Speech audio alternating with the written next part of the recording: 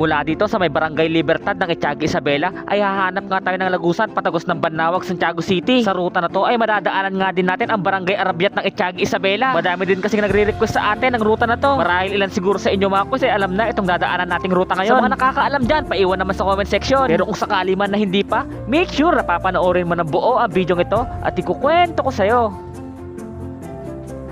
Sisimulan ko na nga yung kwento mga kus dito sa may parte ng Etiaga Isabela. Mula sa may Barangay Ipil Etiaga Junction ay papunta na nga to ng Jones tsaka San Agustin. Bali dito nga mga kus ay papasok na nga tayo ng Barangay Libertad ng Etiaga Isabela. Bali kakanan nga tayo dito after ng gasolinahan. May mga taga Libertad Etiaga ba na nanonood ng video kong ito? Paramdam naman kayo sa comment section mga kus. Bali eto nga pala yung unang beses na dadaan ako dito mga kus, kaya naman sobrang na-excite na naman ako. Panibagong episode, panibagong exploration na naman to mga kus. Ikaw kus na nanonood ng video ito, baka may alam ka mga backroads ha? Pabulong naman para sa mga susunod na episode, ayun nga isusunod natin. Malapit na kasi ako maubusan ng mga shortcutan gaya nito. Anyways mga kuys, bali eto na nga, nadaanan na nga natin ang Libertad Elementary School. Balak ko sana talaga mag-iwan ng mga stickers dito, kaso nga lang naubusan tayo. Bali pipick upin ko pa nga lang yun mamaya. Bali sa mga nagtatanong nga pala kung saan ako nagpapagawa ng stickers, bali dito nga lang yan kay Netsu Prints, dito lang sa may Santiago City yun. Bali mamaya ipapakita ko nga sa inyo yung gawa nilang stickers. Basta sa ngayon babiyahe muna tayo. Fast forward tayo mga kuys, nakapasok na nga tayo ng Barangay Arabyat Etiaga Isabela. Marami nga nagsasabi sa atin na marami nga daw nag-aano dito. Mahirap nang sabihin eh. Kayo ba mga kuys, ano ba talaga ang background para sa inyo ng Arabyat Etiaga Isabela? Maganda o pangit? Para sa akin kasi para payapa naman itong lugar na to. Halos solo lang natin. Walang ingay at napakalinis ng daan. Halos wala nga din tayong nakasabay no mga time na to sa daan na to. Bale may nadaanan nga tayong crossing dito mga kuys na kung saan dumiretso nga tayo papunta ng Santa Ana, Etiaga Isabela. So tingin ko lang itong kanan siguro papunta na ng sentro ng Arabyat. Umabot ba itong video ko sa mga taga Barangay Arabyat ng Etiaga Isabela? Kung oo, paramdam naman kayo sa comment section mga kuys. Pa-share na rin itong video na to. Anong halaman ba itong nakatanim sa bandang kanan natin mga kuys? Parang first time ko lang kasi makita ng ganito dito sa may Isabela Province eh. Kadalasan kasing alam ko itinatanim dito mga kus yung mais, palay o kaya tubo. Sa mga nakakaalam dyan, paiwan naman sa comment section mga kuys. May nadaanan nga din tayo dito na medyo malalaki na yung tanim pero hindi ko pa rin talaga alam kung anong tanim to. Bali nadaanan na nga din natin yung welcome signage sa Santa Ana, Etiaga Isabela. Bali may nadaanan nga din pala tayo ditong waiting shed na mukhang magandang pagtambayan saglit. Bali napagdesisyonan ko nga muna mag-stop over dito at magmerienda na rin. After magpahinga, tuloy na nga ulit tayo sa biyahe. Bali nadaanan na nga din natin ang Santa Ana Elementary School. May mga taga Santa Ana, Etiaga Isabela ba na nanonood ng video kong ito? Kung meron man, paramdam naman kayo sa comment section mga kuys. Bali ganito na nga ulit yung view dito mga kuys. Isang napakalawang nga na naman na bukid ang matatanaw natin sa ride na to. Anli bukid habang bumibengkeng-bengkeng. Sa bagay, malayong mas gusto ko to kaysa sa traffic ba. Bali ito na nga pala yung dulo ng sementadong daan mga kuys. Bali may kaunting rough road nga rin pala tayo nadaanan sa ride na to. Pero masasabi kong mas mahaba pa rin talaga yung nadaanan nating semento kaysa sa may rough road. May mga dumadaan ba dito mula Etiaga patagos ng Santiago City? Sa tingin ko parang halos wala kasing dumadaan dito eh. Bali may nadaanan pa nga tayo ditong pang one way na tulay. Sa mga nakakaalam ng pangalan ng tulay, paiwan naman sa comment section mga kuys. Mula nga dito mga kuys, sementado na ulit yung daan hanggang Banawag na to. Hindi ko lang sure mga kuys kung parte pa rin ba ito ng Santa Ana, Etiaga Isabela. Sa patuloy nga nating pagmamotor mga kuys, may nadaanan na nga tayo eskwelahan parte dito. Na kung saan parte na nga pala ito ng Barangay Luna, Santiago City, Isabela. Sa mga taga Barangay Luna dyan, paramdam naman kayo sa comment section mga kuys. Bali dire-diretso na nga lang yun mga kuys, ito wala na nga tayo nilikuan na kanto. Hanggang sa nakatagos na nga tayo ng Barangay Banawag, Santiago City. Itong sa bandang kaliwa nga natin ay na nga yan papunta na sa Guday Quirino mga kuys. At itong bandang kanan naman ay papunta na nga ito ng sentro ng Santiago City. At bago nga matapos ang video ito, bali ito nga pala stickers natin na pinagawa natin kay Netsu Print. At sa mga gusto magpagawa, mag-message lang kayo sa Facebook page nila. Pwede nyo nga rin direktang i-message yung may-ari ng shop na to. Wala nang iba kundi si Ron Valdez Castillo. Bali nag-vlog nga rin pala siya mga kuys at i-check nyo na rin yung mga videos niya. At bago nga matapos ang episode na to, ako nga pala si Kuya Len na nagpapaalala sa inyo na ang buhay ay hindi lang tungkol sa mabilis na makarating sa dulo. Enjoyin mo rin yung pinaka mismong proseso para kapag dumating yung araw na naandun ka na sa pinaka-destinasyon na gusto mo, mayroon kang magandang maikukwento sa mga apo mo. At kung sakali man na umabot ka sa parte ng video ito, baka pwede mo namang i-comment kung taga saan ka para malaman ko naman kung hanggang saan umabot ang video na to. At kung sakali man na hindi ka pa naka-follow,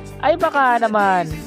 Uy, kuys! Nabilitaan mo na ba yung naka-flash sale ngayon na tubeless na gulong sa Shopee? Bali, eto nga pala ang KRX tubeless tires. Sa halagang 420 pesos nga ay pwede ka na magkaroon nito. Lahat nga ng rim sizes ay available sa kanila. Kaya kung ang motor mo nga ay NMAX, Honda Click, Aerox, Sniper o kaya Raider, ay tamang-tama nga sa'yo ang video na to. Kaya habang nakabodega sale nga sila ay mag-order ka na ng gulong mo. Paubos sale na lang to.